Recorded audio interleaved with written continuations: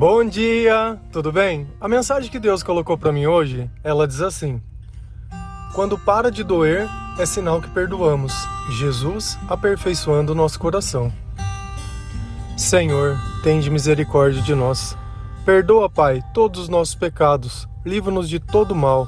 Nos afasta de tudo aquilo que não vem de Ti. Nós agradecemos, Senhor, por mais esse dia, pela presença, pela palavra, pelas vestes. Aceita, Senhor, essa nossa oração, esse nosso louvor, pois nós Te amamos, bendizemos, adoramos.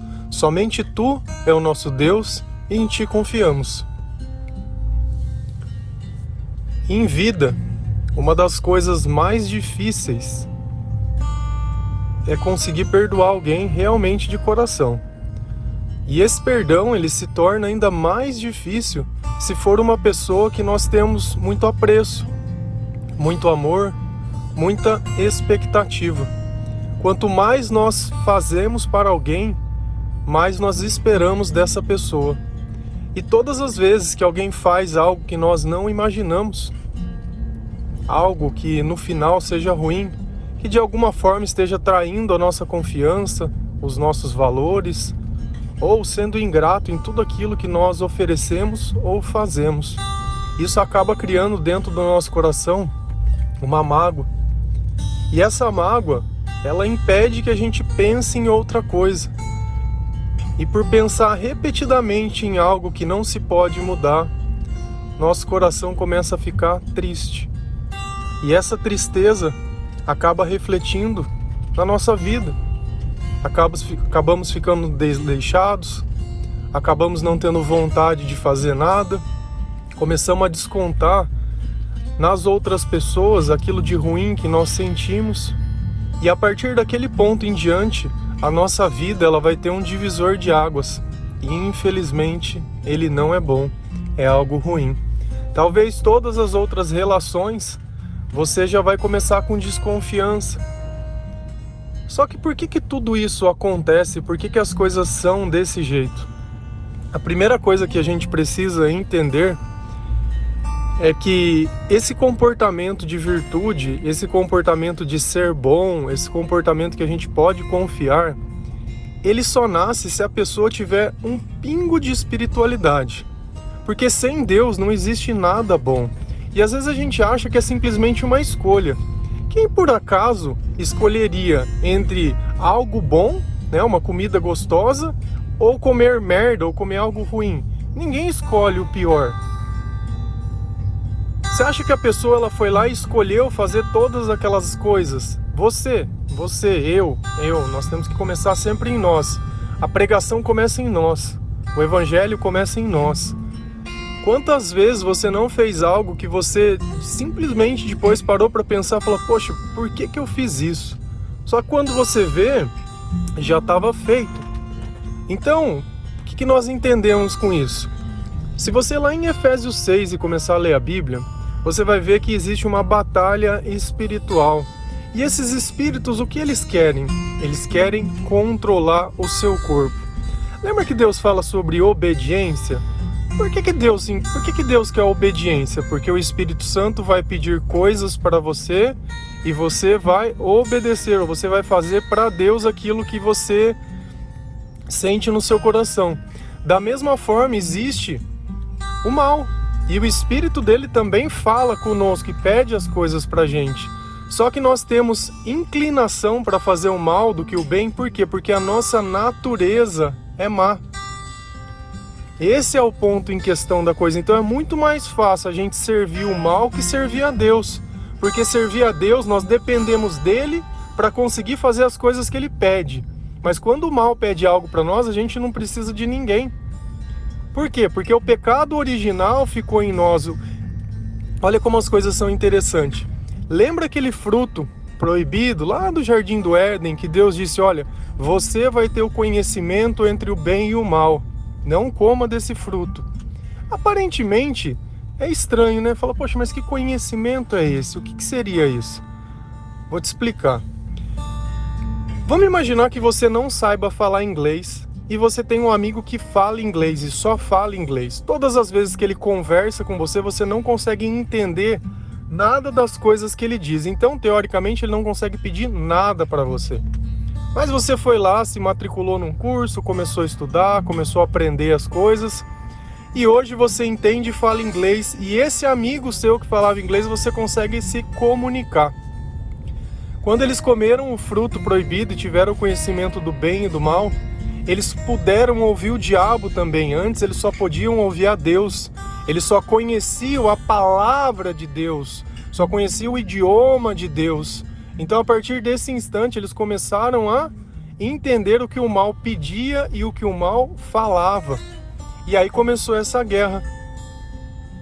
Quando a gente olha lá, bem no comecinho, Caim e Abel, quando um mata o outro, que um fica inveja do outro, você acha que esse pensamento dentro dele foi posto por quem? Se você nota, não tinha inveja, não tinha nada desses sentimentos ruins. Então ele reagiu sobre um pensamento, ele reagiu sobre um sentimento, e isso acabou acarretando a maldição dele. Nota que esse conhecimento do bem e do mal, ele foi simplesmente assim, olha, você abriu seus ouvidos e você vai começar a ouvir o que o mal tem para falar. Então, com esse ensinamento, o que nós entendemos? Que não são contra as pessoas, mas são contra os espíritos que essas pessoas ouvem e obedecem. Quem não conhece a Jesus não pode obedecer a Jesus, não pode acreditar em Jesus e não pode ter fé em Jesus. Esse espírito, ele precisa ser evocado.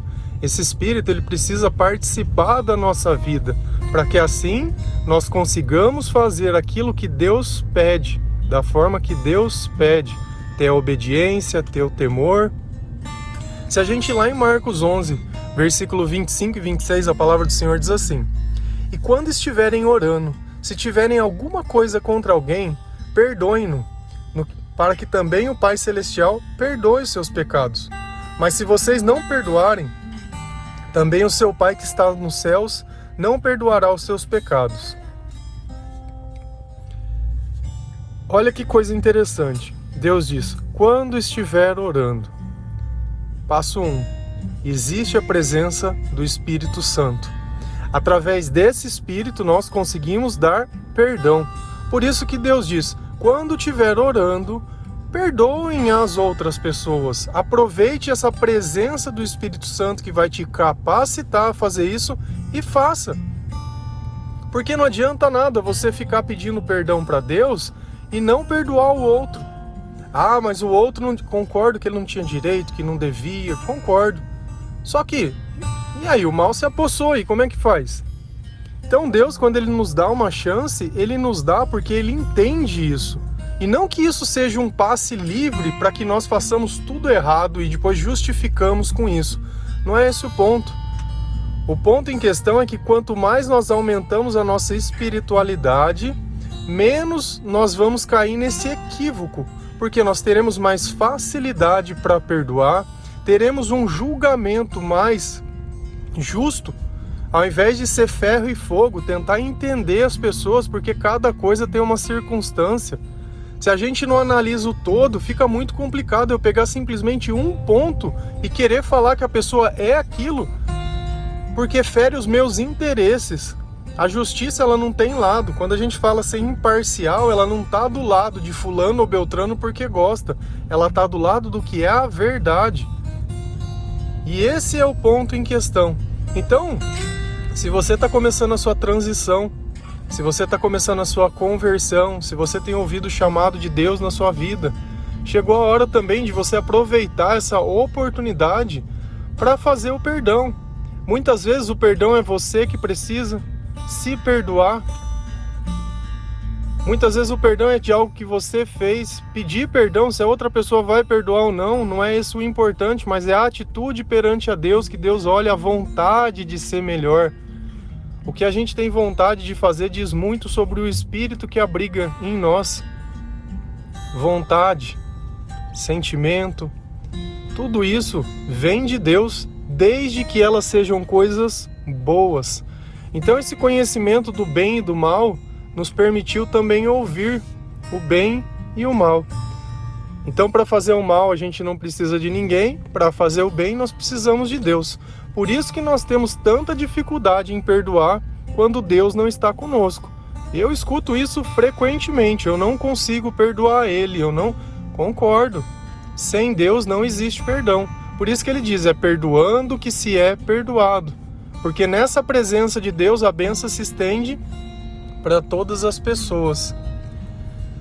Lá em Lucas 6, versículo 27 e 28, a palavra do Senhor ela diz assim: mas eu digo a vocês que estão me ouvindo, amem os seus inimigos, façam o bem aos que os odeiam, abençoem os que o amaldiçoam, orem por aqueles que os maltratam. A princípio também essa palavra parece um tanto quanto estranho, porque fala, poxa, ao invés de eu estar orando para alguém que eu amo, ou amando alguém que eu amo, ou fazendo bem para quem eu amo, eu vou abençoar os que me odeiam, eu vou orar pelos meus inimigos e vou fazer tudo isso? Com certeza, porque toda essa capacidade só é sinal de uma coisa, que o Espírito Santo e Jesus Cristo está com você, e essa é a natureza de Deus. E quando nós estamos com Deus, nós assumimos a natureza dele. Quem sabe essas coisas não acontecem e essas pessoas também são libertas da mesma forma que você foi. Às vezes nós perdemos amigos pelas circunstâncias. Nós também não éramos muito crente, nem ele. Só que quem sabe hoje não tem algo mudando na sua vida. Isso não quer dizer que as coisas vão voltar a ser como antes, mas se a natureza de Deus te dá essa capacidade que você não tinha, por que não usá-la? Por que não fazer o bem? Por que continuar sendo o espelho do mal, em ódio, em querer prejudicar os outros, em ficar feliz com a desgraça? Deus não se alegra com nada dessas coisas. Se a gente vai lá em Coríntios 13, ele fala, eu não me alegro com a injustiça, mas me alegro com a verdade. E se essa é a nova verdade que nós temos, dentro dessa nova realidade, essa nova natureza, por que não usá-la? Por que não permitir Deus fazer aquilo que Ele sabe fazer? Por que não assumir esses novos atributos, esses novos dons para a nossa vida? Para que nós possamos tirar da nossa volta tudo isso de inimizade, tudo isso de ruim. O ódio, ele faz mal para quem sente. Se a outra pessoa não receber ele, vai ficar nela. Então não adianta a gente ficar lutando contra as pessoas. Uma coisa que você precisa entender é que a salvação ela é individual. Eu não posso chegar em alguém, por mais que eu olhe aos meus olhos, aquilo seja ruim que ela esteja fazendo, e querer dizer para ela, olha, você vai mudar porque eu vou te ajudar. Toda mudança boa, ela vem de Deus. Então se Deus não estiver no meio, se ele não aceitar a palavra de Deus, se ele não aceitar os conselhos de Deus, se ele não obedecer essa voz que ele ouve, e vai chegar um tempo que o mal, ele cansa de falar conosco, sabe por quê? Porque ele vê que você não obedece mais, ele vê que a sua natureza, ela mudou, e você nem pode, porque Jesus não obedece ao mal.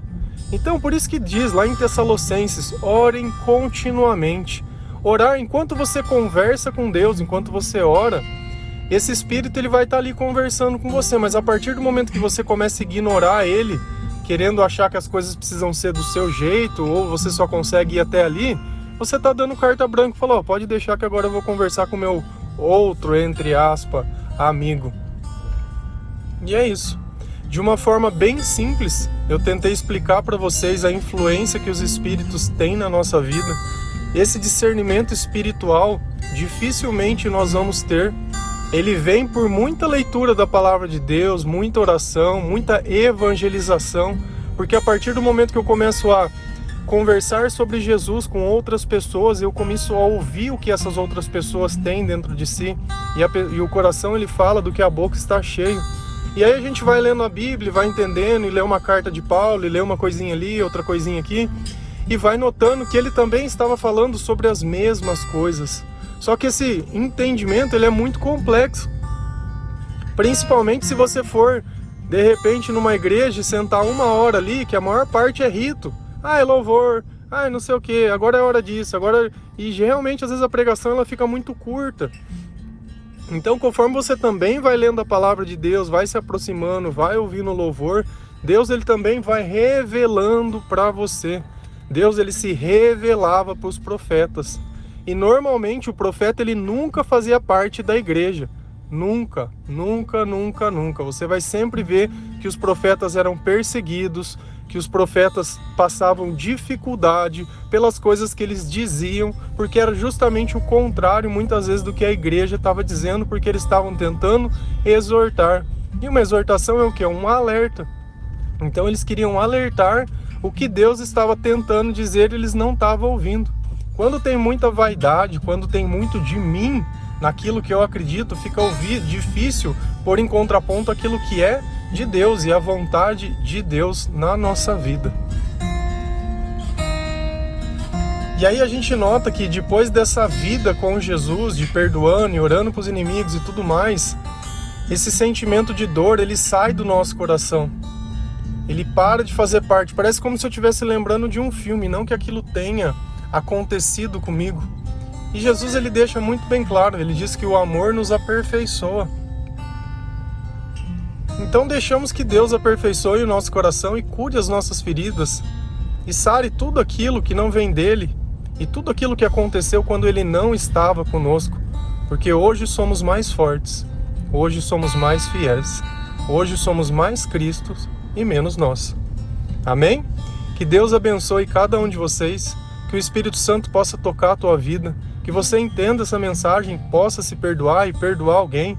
E o perdão muitas vezes ele precisa ser exercitado e ser físico, ser feito. Que Deus abençoe cada um de vocês. Feliz a nação cujo Deus é o Senhor.